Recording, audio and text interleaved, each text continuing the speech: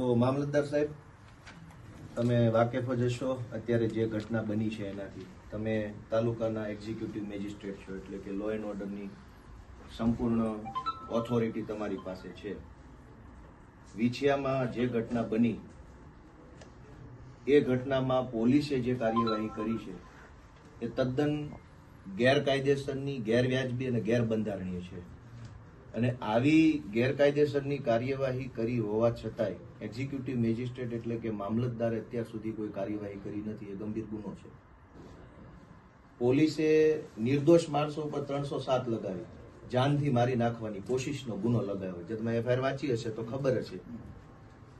પોલીસની એફઆઈઆર મેં વાંચી, એમાં પોલીસે એવું લખ્યું છે કે પીઆઈ ટીબી જાની છે એને જમણા હાથની આંગળીમાં અને કાંડામાં પથ્થર વાગ્યો. એફઆઈઆર પ્રમાણે પીઆઈ વીવી ઓડેદરા છે એને જમણા પગના નળામાં પથ્થર વાગ્યો. પીએસઆઈ સરવૈયા છે એને ડાબા પગના પંજામાં પથ્થર વાગ્યો. પીએસઆઈ ગોહિલ છે એને ડાબા પગના નળામાં પથ્થર વાગ્યો. હેડ કોન્સ્ટેબલ પ્રકાશ નામનો વ્યક્તિ છે એને ડાબા હાથની આંગળીમાં પથ્થર વાગ્યો. મહિલા પોલીસ કોન્સ્ટેબલ સવિતાબેન છે એને ડાબી આંખ પાસે પથ્થર વાગ્યો. જીઆરડી મુકેશ છે એને પીઠમાં વાગ્યો. આ પોલીસના શબ્દો. આ તમામ લોકોને પગમાં અને હાથમાં પથ્થર વાગ્યો. તો તમે એક મામલતદાર તરીકે વિચારો કે હાથમાં પથ્થર વાગે માણસ મરી જાય. જાનથી મારવાની માટે ક્યાં મારવું પડે અને શું મારવું પડે? તો પોલીસને નથી ખબર કે આ ખોટું થઈ રહ્યું છે. કોઈને જાનથી મારવો ક્યાં મારવું પડે? પગમાં મારવું પડે, માથામાં મારવું પડે, અને પથ્થર મારવો પડે, ધોકો મારવો પડે.